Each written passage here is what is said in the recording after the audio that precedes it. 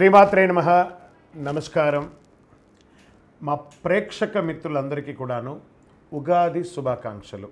క్రోధినామ సంవత్సర ఉగాది శుభాకాంక్షలు. మా ఛానల్లో వస్తే ప్రతి కార్యక్రమాలని మీరు చూస్తున్నారు. చూడడం కంటే కూడా ఒక్కసారి లైక్ చేసి సబ్స్క్రైబ్ చేశారంటే మాకు ఇంకా ప్రోత్సాహకరంగా ఉంటుంది. మీకు ఎన్నో కార్యక్రమాలు మేము చెప్తున్నాం కదా, మాకు ఇచ్చే ఒకే ఒక గిఫ్ట్ ఏమంటే మీరు మా ఛానల్ని సబ్స్క్రైబ్ చేయడం, మా ఛానల్ని లైక్ చేయడం. మీరు చేస్తూ మీ మిత్రుల చేత చేయిస్తున్నారు. ఇదే ఈ సంవత్సరం ఉగాది నాడు గురువుగారికి ఇచ్చే గురుదక్షిణ అనుకోండి. ప్రారంభిద్దాం. సద్గురు జ్యోతిషాలయం గత కొన్ని ఏండ్లుగా మాస ఫలాలన్నింటినీ కూడా ఇస్తుంది.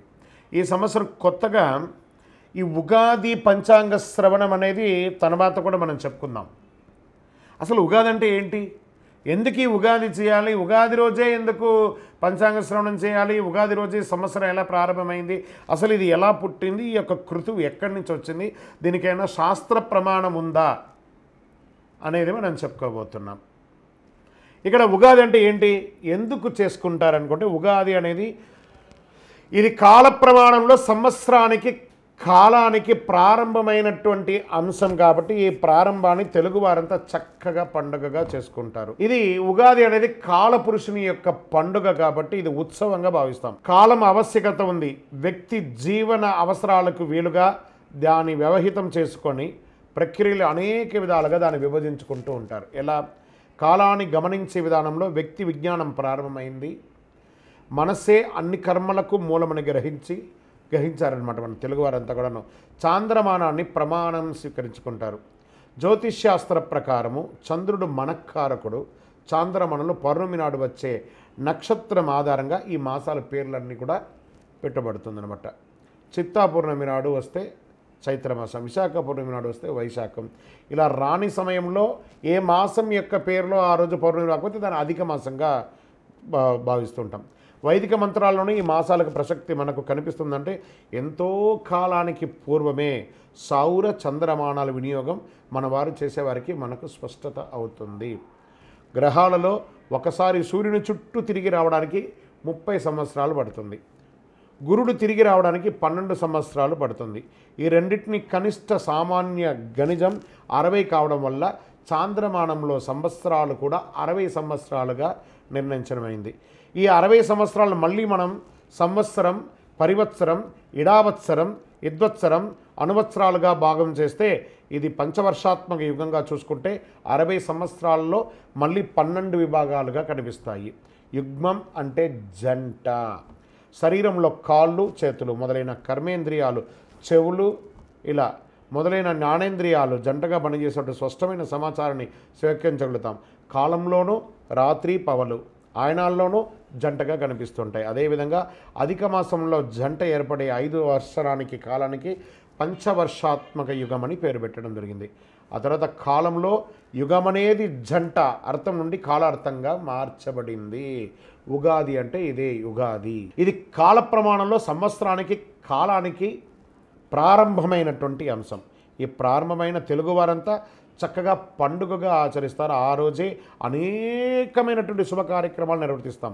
వసంత ఆగమోత్సవ వేడుకల్లో నిర్వహించే ఈ ఉత్తమమైనటువంటి రోజు ఎన్నో శుభసూచకాలతో కోరుకుంటామన్నమాట. అనేక ధర్మ గ్రంథాలు, వ్రత గ్రంథాలు ఉగాది నాడే వైజ్ఞానాన్ని తెలియవలసిన పనులు కూడా నిర్దేశించారు. దీనికి ఎలా ఉంటుంది అంటే ప్రతి గృహంలోనూ ధ్వజారోహణం, తైలభ్యంగ స్నానం, నవవస్త్రాభరణం, దమనేన బ్రహ్మపూజనం, సర్వాచాత్కర మహశాంతి, పౌరుష ప్రతీతం వ్రతం, బింబకుసుమ భక్షణం, పంచాంగ పూజ, పంచాంగ శ్రవణం, ప్రసాద ప్రారంభం, రాజదర్శనం, వసంత నవరాత్రి ప్రారంభం. ఈ విధంగా అనేక అంశాలు ఉగాది నాడు చేయవలసిన కృత్యుల్లో ప్రాధాన్యంగా చేశారు. తెలుగువారు ప్రత్యేకంగా జరుపుకునే ఈ ఉగాది నాడు తప్పనిసరిగా నివర్తించే ఏమేమి ఉంటాయంటే మనం అందరం చేసుకునేదండి ఉగాది పంచాంగ శ్రవణం, పచ్చడి, ఏదైనా దేవాలయంకి వెళ్ళడం. ఇంకా చాలా కూడా దీని గురించి మనము చెప్పుకోవచ్చు. ఎంత అద్భుతం అంటే ఈ సంవత్సరము పేరు వచ్చేసి క్రోధినామ సంవత్సరం. 2024 ఏప్రిల్ 9 నాడు వస్తుంది. ఏప్రిల్ 8 సోమవారం కొత్త అమావాస్యతో శోభకృతనామ సంవత్సరం పూర్తి అవుతుంది. ఏప్రిల్ 9 మంగళవారం నుంచి క్రోధినామ సంవత్సరంగా ప్రారంభమవుతుంది. బ్రహ్మకల్పం ప్రారంభమైన మొగతిరి ఉగాది ప్రభవ. మొదటి ఋతువు వసంతం, మొదటి నెల చైత్రం, మొదటి తిథి పాడ్యమి, మొదటి వారం ఆదివారం. ఆ రోజే సృష్టి ప్రారంభమైంది. చైత్రమాసం శుక్లపక్షంలో సూర్యోదయ వేళకు పాడ్యమి తిథి ఉన్నందున ఉగాదిగా నిర్ణయించారు. ఏమని చెప్పారు? ఎలా వచ్చింది ఇది? అగస్య ఆది ఉగాది. ఉగా అంటే నక్షత్రం యొక్క గమనం, దీనికి ప్రారంభం ఉగాది అని అర్థం. బ్రహ్మకు పగలు అంటే మనుషుల లెక్క ప్రకారం 4, 3, 2 సుమారుగా 7 సున్నాలు అంటే చూసుకోండి, 4,32,00,000 సంవత్సరాలు. ఈ నోటికి కూడా తిరగట్లేదు ఆ సైబర్లతో. రాత్రి కూడా ఉంటే బ్రహ్మకు ఒకరోజు 86,40,00,000 సంవత్సరాలు అన్నమాట. ఏ బాబాయ్, ఇలాంటివి 360 రోజులు పూర్తి చేస్తే ఆయనకు ఒక సంవత్సరం అయినట్టు బ్రహ్మకు లెక్క.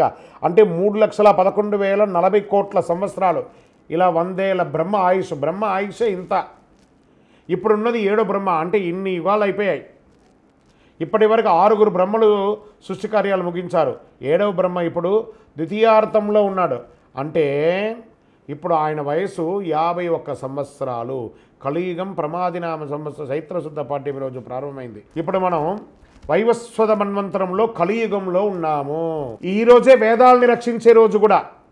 మహావిష్ణువు మత్స్యావతారాన్ని ధరించి సోమకాసుని రాక్షసుని సంహరించి వేదాలను రక్షించి బ్రహ్మకు అప్పగించిన రోజు ఉగాది. శ్రీరాముడు విక్రమాదిత్య శాలివాహన పట్టాభిషేకుడై రోజు కూడా ఉగాది. ఎంత అద్భుతం! వరాహమిత్రుడు పంచాంగాన్ని జాతికి అంకితం ఇచ్చిన రోజు కూడా ఉగాది రోజే. తెలుగు సంవత్సరాల పేర్లు ఎలా వచ్చాయి మరి అన్ని చెప్పుకుంటున్నాం కదా. 24, 25 తెలుగు సంవత్సరం పేరు క్రోధి. తెలుగు సంవత్సరాలు మొత్తం 60. ప్రభవ నుంచి మొదలై అక్షయతో పూర్తయ్యి ఒక ఆవృతం పూర్తయినట్టు మళ్ళీ ప్రభవతో ప్రారంభమవుతుంది లెక్క. ఈ సంవత్సరాలకు పేర్లు పెట్టడం వెనక విభిన్న వాదనలు కూడా ఉన్నాయి. శ్రీకృష్ణుడికి 16,100 మంది భార్యలు, వారిలో సాందీపని అనే రాజకుమారికి 60 మంది సంతానం. వారి పేర్లు తెలుగు సంవత్సరాలకు పెట్టారని ఒక కథ ఉంది. నారదుని యొక్క సంతానం పేర్లు వీటికి పెట్టారని మరో కథ కూడా ప్రాచుర్యంలో ఉంది. దక్ష ప్రజాది కుమార్తెలు పేరు కూడా ఇవే అని చెప్పి అదొక కథ ఉంది. ఉగాదికి ఈ 60 సంవత్సరాలకి ఇన్ని పేర్లున్నాయి. ఈ పండుగ తెలుగువారు చాంద్రమాన అనుసరించి నూతన సంవత్సరంగా జరుపుకుంటారు. ఈ పండుగను కేవలం తెలుగు రాష్ట్రాల వారే కాకుండా బెంగాల్, కేరళ, పంజాబ్, మహారాష్ట్ర, అస్సాం రాష్ట్రాల్లోనూ జరుపుకుంటారు. కర్ణాటకలోను ఉగాదిగానే పరిగణిస్తే మహారాష్ట్రలో గుడి పావడా అనే పేరుతో పిలుస్తారు. తమిళనాడులో పుత్తాండ్ అని పిలుస్తారు. మలయాళీలు విషు అని పిలుస్తారు.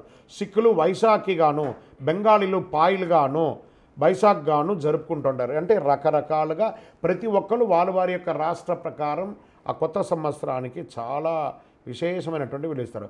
ఈ ఉగాదితో ప్రారంభమయ్యే క్రోధినామ సంవత్సరం అందరికీ శుభాలు కలగాలని మనస్ఫూర్తిగా కోరుకుంటాము. ఈ ఉగాది రోజు ఏమేమి చేయాలి? తెలుగువారు ప్రత్యేకంగా జరుపుకునే ఉగాది ఇక్కడ ధనిక, పేద, చిన్న, రాజు, పేద అని లేదు, ప్రతి ఒక్కరూ జరుపుకుంటారండి. తెల్లవారుజామున సూర్యోదయాత్పూర్వం నిద్ర లేవడం, తైలాభ్యంగన స్నానం. చిన్నప్పుడు మీకు అందరికీ గుర్తుందా? తల్లి మన నానమ్మలు, అమ్మమ్మలు అంతా నూనె పెట్టి శరీరం అంతా నూనె పెట్టి మనకు మసాజ్ లాగా చేసి పెడుతుంటారు, ఎండకు నిలబెడుతుంటారు. అలాంటిది సంవత్సరం పొడుగున చేయకపోయినా కనీసం ఉగాది రోజు ఇది చేయాలి. మంచి నువ్వుల నూనెతో మంచిగా నూనె పెట్టుకొని ఎండకు నిలబడాలి కాసేపు. తర్వాత చక్కగా స్నానం, సీకాకాయతో స్నానం, టెక్నాలజీ ప్రకారం షాంపూ వగేరాలు. ఇంకేం గొప్పగా కనబడుతుందంటే పంచాంగ శ్రవణం కనబడుతుందంట. నింబ కుసుమ భక్షణం, వేప పువ్వు పచ్చడి తినడం. ఋతు సంబంధంగా పండగ ఉగాది కావడం వల్ల తప్పనిసరిగా వేప పువ్వు పచ్చడి తినాలి. మన శరీరంలో ఉన్నటువంటి రసాయన మార్పిడి ఆరోగ్యపరమైనటువంటి ఆ యొక్క నరాలని యాక్టివేట్ చేస్తుంది అనమాట. ఆ యొక్క వీటన్నింటినీ కూడాను. పాల్గొన శుద్ధ పౌర్ణమి తెల్లవారి మామిడి పువ్వుని తినాలని, ఉగాది నాడు వేప పువ్వు తినాలని చెప్పడం వల్ల ఆ రోజు ఉగాది పచ్చడి షడ్రుచులతో తయారు చేయడం ఆనవాయితీ. ప్రతి ఒక్కరింటిలో చూడండి ఉగాది పచ్చడి చేస్తారు. పక్కింటి వాళ్ళకి ఇస్తారు, ఎదురింటి వాళ్ళకి ఇస్తారు, పని వాళ్ళకి ఇస్తారు, పై వాళ్ళకి ఇస్తారు, అందరికీ ఇస్తారు ఉగాది పచ్చడి. ఇక్కడ ఏం చెప్పాడు?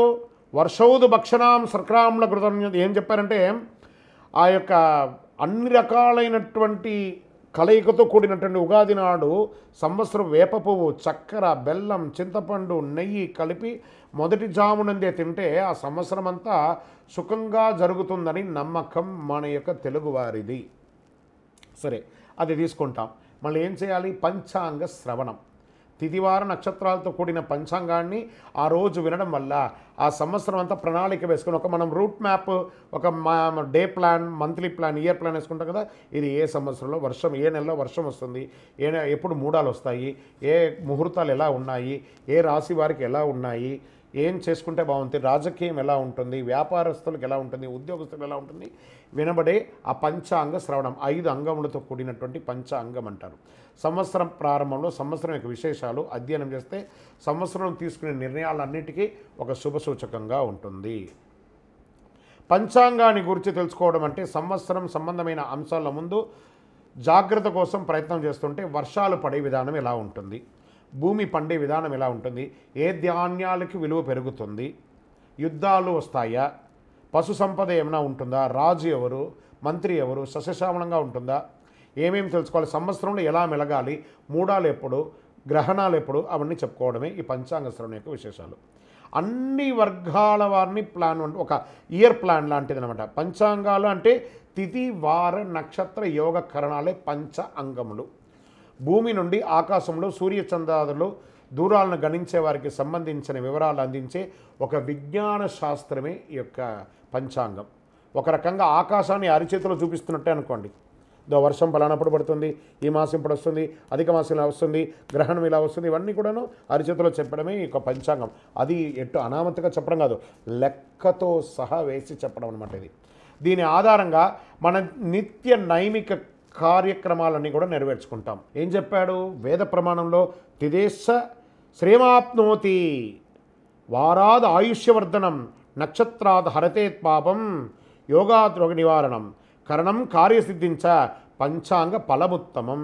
అంటే కాలవిత్కృతిమాన్ దేవానుగ్రహా లభతే అంటూ తిథి శ్రేయస్సును, వారం ఆయుష్ను, నక్షత్రం పాప నివారణను, యోగం రోగ నివారణను, కరణం కార్యసిద్ధిని కలిగిస్తుంది. ఇవన్నీ వింటే ఈ పంచాంగ శ్రవణంలో బ్రహ్మ ఆయుర్దాయం మన నిత్య స్ఫూర్తి అంటుందన్నమాట. ఆద్య బ్రహ్మ ద్వితీయవరార్తే, శ్వేతవరాహ కల్పే, వైవస్వతమన్మంత్రే, కలియుగే ప్రథమే పాదే, అస్మిన్ వర్తమానిన వ్యావహారిక చాంద్రమానైన స్వస్తి స్త్రీ, క్రోధినామ సంవత్సరే, చైత్రమాసే, శుక్లపక్షే ప్రతిపద్యామి. ఈ సంవత్సరం ఏమొచ్చింది? 9వ తారీఖున వచ్చింది, మంగళవారం నాడు వచ్చింది 2024. ఈ క్రోధినామ సంవత్సరం అంటారు దీన్ని. 60 సంవత్సరంలో ఇది 38వ సంవత్సరము. ఇది బాగా గుర్తుపెట్టుకోవాలి అందరూ కూడాను. ఈ వైవస్వన్వంతరంలో 27 మహాయుగాలు గడిచిన తర్వాత 28వ మహాయుగంలో కలియుగంలో ఇప్పటికీ 5124 సంవత్సరాలు గడిచి ప్రస్తుతం 5125వ సంవత్సరంలో మనం ఉన్నాము. అవ్యవహితమైనటువంటి కాలాన్ని మన అవసరాలకు చాంద్రమాన రీత్యా విభజించుకుంటే 60 సంవత్సరాల ప్రమాణ కాలంలో వాటిలో ప్రస్తుతం 6వ యుగం అహిర్భక్తం శివదేవతాకమైనటువంటి జరుగుతున్నది. ఈ యుగంలో ఉండే 5 సంవత్సరాలు, ఈ సంవత్సరాల పేరు క్రోధినామ సంవత్సరం. వరుసలో ఇది 38వ సంవత్సరం. ఈ సంవత్సరంలో మనం ఏమేమి చేయాలి? దాన ధర్మాలు చేయాలి. పేదలకి మంచినీటి చన్నీటి ఏర్పాటు చేయాలి. దాని యొక్క మట్టి కుండలు ఏర్పాటు చేసి దాహశాంతి చేయాలి. మజ్జిగ ఇవ్వాలి, గొడుగు ఇవ్వాలి, చెప్పులు ఇవ్వాలి పేదవాళ్ళకి. ఇలాంటి దానాలు చేయడం వల్ల చాలా విశేషమైనటువంటి ఫలితాన్ని పొందుతుంది. అన్నిటికంటే కూడా పెద్దవాళ్ళకు నమస్కారం చేయాలి, తల్లిదండ్రులకి నమస్కారం చేయాలి, మీ ఇంటి గురువులని ఉచిత రీతిలో సత్కరించాలి. ఆ పంచాంగ శ్రవణం చెప్పిన తర్వాత ఆ గురువుగారికి గురుదక్షిణ ఇచ్చి నమస్కారం చేయాలి. మన ఇంటిలో పంచాంగం తీసుకొచ్చి మన ఇంట్లో పూజ చేయాలి. ఇంటిలో మామిడి తోరణం కట్టాలి. ఇంటి బయట కాషాయ జెండా ఎగరవేయాలి. పిల్లలకి అందరికీ బహుమతులు ఇవ్వాలి, పెద్దవాళ్ళకి నమస్కారం చేయాలి. ఇలాంటి కృతువులంతా కూడా చేస్తే ఉగాది నాడు ఒక మైత్రీయ భావన పెరిగి ఆ ఇల్లంతా కూడాను ఆయురారోగ్య ఐశ్వర్య భోగభాగ్యాలతో ఉంటుందని శాస్త్ర ప్రమాణం చెప్పింది. ఇది నేను చెప్పట్లేదండి, శాస్త్ర ప్రమాణం. ఉగాది యుగానికి ఆది రోజు. ఈ క్రోధినామ సంవత్సరం అందరూ కూడా ఆయురారోగ్య ఐశ్వర్య భోగభాగ్యాలతో ఉండాలని మనస్ఫూర్తిగా ప్రార్థన చేసుకుంటున్నాను.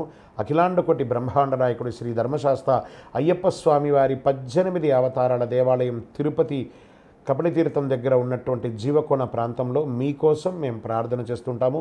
ఉగాది రోజు మా ప్రేక్షక మిత్రులందరూ కూడా క్షేమంగా ఉండాలని మన దేవాలయంలో పూజ చేస్తాం. మీరందరూ కూడా క్షేమంగా ఉండాలి. శతమానం భవతి శతాయ పురుష శతేంద్రియ ఆయుష్యేవేంద్రియే ప్రతిష్టతి. ఇది ఒక చిరు ప్రయత్నం మాత్రం. ఎప్పుడు పంచాంగ శ్రవణం కదా, ఈ వీడియో కొంచెం బోర్ కొట్టినట్టు ఉంటుంది. ఇవన్నీ చెప్పుకుంటుంది, ఇవన్నీ ఏం వింటాంలేని విని చూడండి. నెక్స్ట్ జనరేషన్కి మీ పిల్లలకి అందరికీ ఇది వేసి చూపించండి. ఇంత గొప్పదా పంచాంగ శ్రవణం, దీనికి ఇంత కష్టం ఉందా, ఇలా వచ్చిందా ఉగాది, ఇలా చెయ్యాలా అనే ఒక నానుడి కోసమే ఈ యొక్క వీడియోని కొత్తగా మన యొక్క టీవీ ద్వారా దీన్ని మనం ఇంట్రొడ్యూస్ చేస్తున్నాము. ఖచ్చితంగా మంచి మనసున్న మీరు సబ్స్క్రైబ్ చేసి మీ మిత్రులకు అందరికీ కూడా ఈ యొక్క ముఖ్యమైనటువంటి సమాచారం కలిగిన ఉగాది గురించి తెలుసుకునే ఒక మహత్తరమైనటువంటి విశేషాన్ని ఫేస్బుక్లోనూ ఇన్స్టాలోనూ వాట్సాప్లోనూ షేర్ చేయాలని కోరుకుంటున్నాం. చంద్రమౌళి వెంకటేశ్వర గురుస్వామి శరణమయ్యప్ప శరణమయ్యప్ప శరణమయ్యప్ప.